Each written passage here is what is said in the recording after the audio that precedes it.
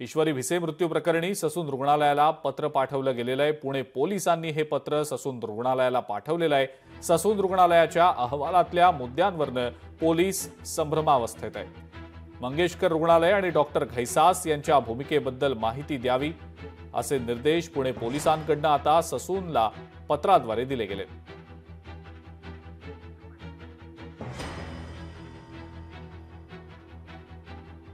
दीनानाथ मंगेशकर रुग्णालय आणि डॉक्टर सुश्रुत घैसास यांच्या भूमिकेबद्दल विस्तृत माहिती द्यावी असं आता पुणे पोलिसांनी ससूनला सांगितलेलं आहे।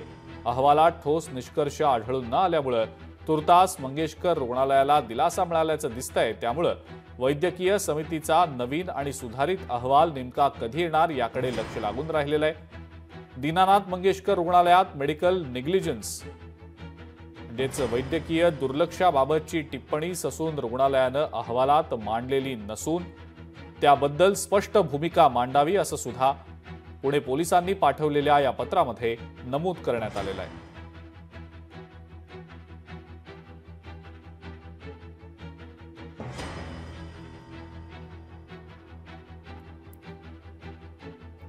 पुणे पोलिसांनी ससून हॉस्पिटलला आता पत्र पाठवलेलं आहे।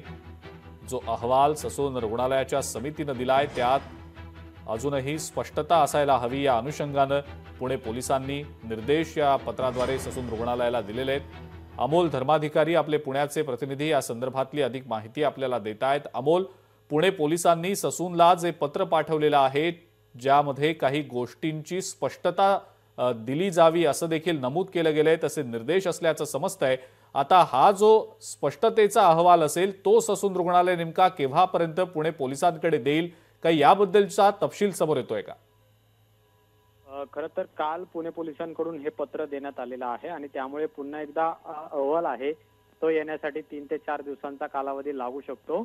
या ससूनच्या अहवालामध्ये इतर जे 3 रुग्णालय आहेत त्यांचा तपशील देण्यात आलेला आहे, पण दीनानाथ रुग्णालयासंबंधीची जास्त माहिती आहे ती यामध्ये देण्यात आलेली नाही आणि त्यामुळे पुणे पोलीस सुद्धा या अहवालावर संभ्रमावस्था त्यांच्यामध्ये सुद्धा आहे आणि त्यामुळे स्वतः पोलीस आयुक्तांनी याबाबतची पत्र जे आहे ते पुन्हा दिलेलं आहे आणि 4 मुद्दे यांचं यामध्ये विश्लेषण करून सांगा असं सुद्धा यामध्ये म्हटलेलं आहे। एकतर दीनानाथ रुग्णालय आणि दुसरं म्हणजे डॉक्टर सुश्रुत घैसास यांची या संपूर्ण घटनेबद्दलची जी भूमिका होती, जो रोल त्यांचा नेमका काय आहे हे सविस्तरपणे या अहवालामध्ये मांडा असं सुद्धा पोलीस आयुक्तांनी म्हटलेलं आहे आणि त्यामुळे पुन्हा एकदा काल पत्र ज्यावेळेस ससून रुग्णालयाच्या जिल्हा मेडिकल बोर्डाला देण्यात आलेला आहे त्यानंतर आता हा अहवाल आहे तो पुन्हा एकदा पुणे पोलिसांना देण्यात येईल। याचा कालावधी आता 3 ते 4 दिवसांचा लागू शकतो आणि त्यामुळे पुन्हा एकदा ज्यावेळेस ससून रुग्णालयातले अधिकारी हा अहवाल पुणे पोलिसांना देतील त्यावेळेस नेमकं त्यामध्ये काय नमूद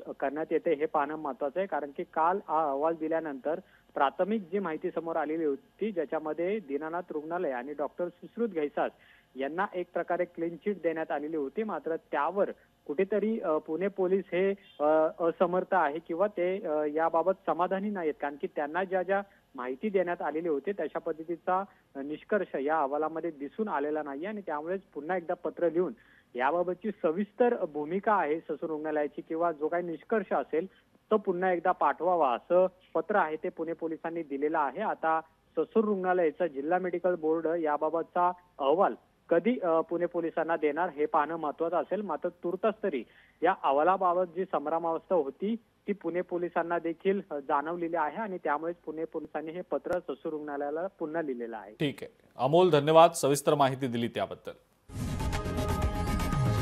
लोकशाही मराठी ऐका, पहा, जागरूक रहा।